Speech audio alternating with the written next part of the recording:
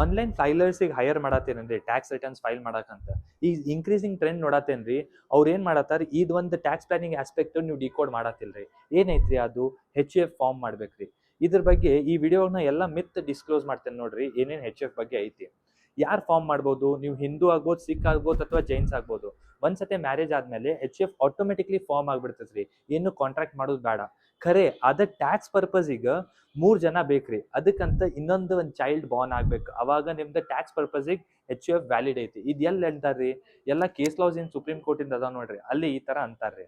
So tax ಪರ್ಪಸ್ಗೆ HUF ಬೇಕಂತ marriage ಆಗ್ಬೇಕು plus 1 kid ಆಗ್ಬೇಕು. ಇದು ನಂದು ಅಂಡರ್ಸ್ಟ್ಯಾಂಡಿಂಗ್ ಐತ್ರಿ.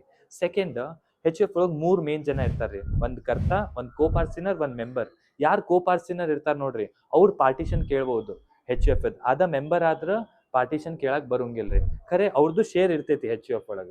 ಮತ್ತು ಒಂದ್ಸತಿ HUF ಫಾರ್ಮ್ ಆದ್ಮೇಲೆ ನಿಮ್ದೇನು ಗಿಫ್ಟ್ಸ್ ಅವೆಲ್ಲ ಬರ್ತಾವ ನೋಡ್ರಿ, ಅವೆಲ್ಲ HUF ಒಳಗೆ ಪಾರ್ಕ್ ಮಾಡ್ರಿ. ಅಲ್ಲಿಂದ ಏನ್ ಇನ್ಕಮ್ ಅರ್ನ್ ಮಾಡ್ತೀರಿ ನೋಡ್ರಿ, ಅದು ಟ್ಯಾಕ್ಸ್ ಫ್ರೀ ಆಕೇತಿ. ಯಾಕಂದ್ರಿ HUF ಅದು ಒಂದು ಸಪರೇಟ್ ಇಂಡಿವಿಜುವಲ್ ತರ ಒಂದು ಸ್ಲ್ಯಾಬ್ ಲಿಮಿಟ್ ಸಿಗ್ತಾವ್ರಿ. ಆ ಸ್ಲ್ಯಾಬ್ ಲಿಮಿಟ್ ನೀವು ಯೂಸ್ ಮಾಡ್ಬೋದು.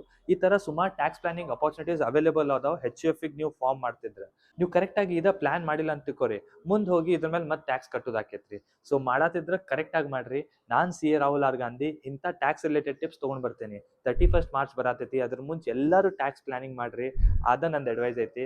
ನಾನ್ CA ರಾಹುಲ್ ಆರ್ ಗಾಂಧಿ ನಿಮಗೋಸ್ಕರ ಇದು ವಿಡಿಯೋ ಮಾಡೇನಿ. What gets measured gets done.